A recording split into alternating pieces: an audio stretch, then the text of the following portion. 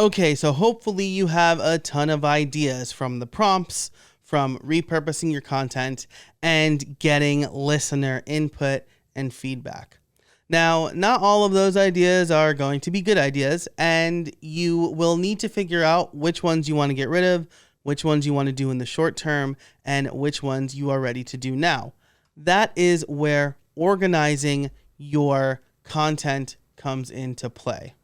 So first, you want to make your finalized list. You want to shorten that list by cutting out bad ideas and combining or cutting ideas that are too similar. So if you have like a website performance episode and a speed up your website episode, those are basically the same thing.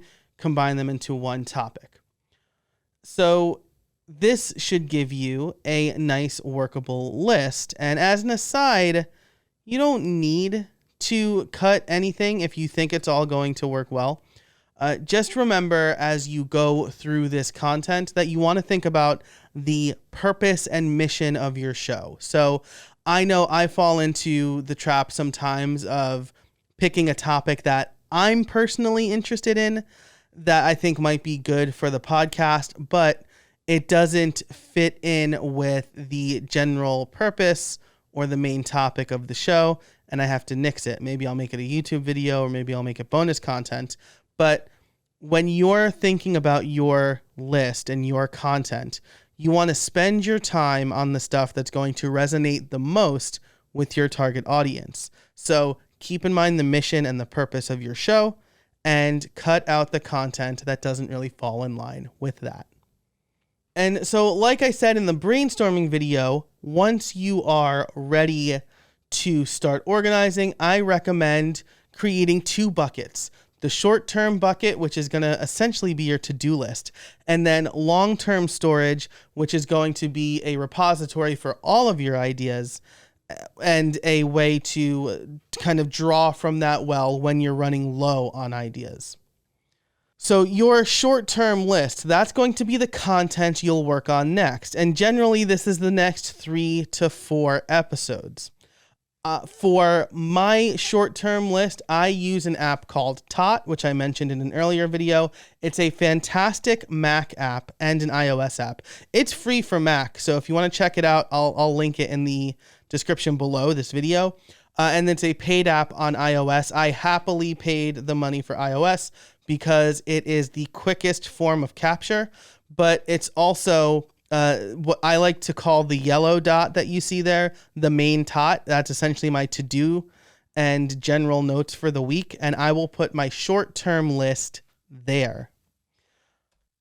Then you have your long-term storage. This is a place for all of your content ideas and episodes.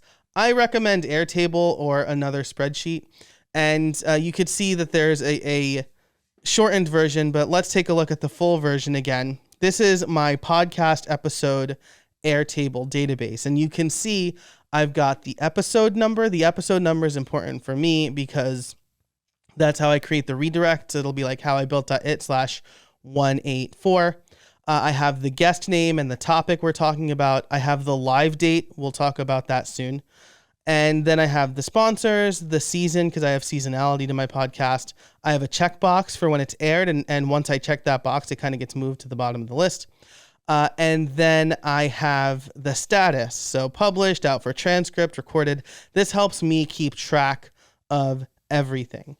And since this season is mostly interviews, I do also want to show you my blog post database or Airtable database, which is very similar and uses the same exact process. So I'll capture blog post ideas in Tot or Apple Notes or my Field Notes notebook. Once a week, I will go through, and the blog posts I want to write next will go in Tot.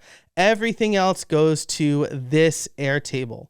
Where it's long-term storage. So you can see I also prioritize. And so I have name, a title of the blog post or the episode in your case, a quick description or notes about the episode, something that you can build an outline, or if you want a script off of, or if you have a particular idea for a guest, then questions you might want to ask that guest.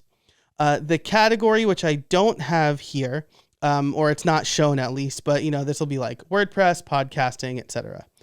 Whether or not it's published, and then the priority.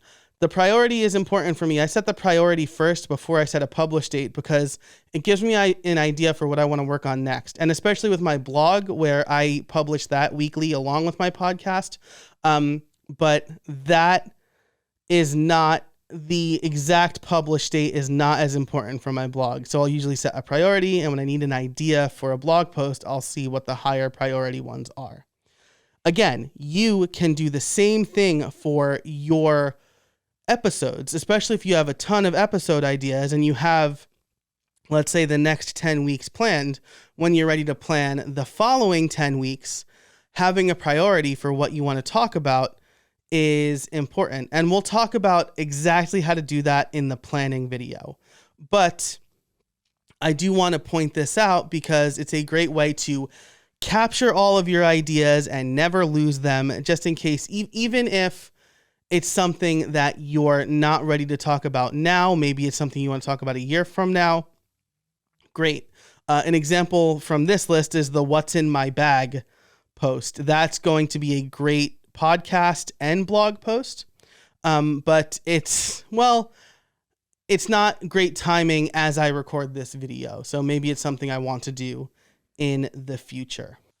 So your action item: organize your brainstorming ideas, create a short-term and a long-term list, and then you'll be ready to plan.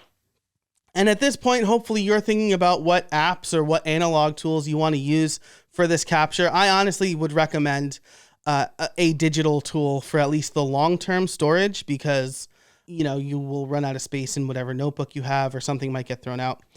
But share your apps or your analog tools that you're using in the Student Center, and I'll see you in the next video.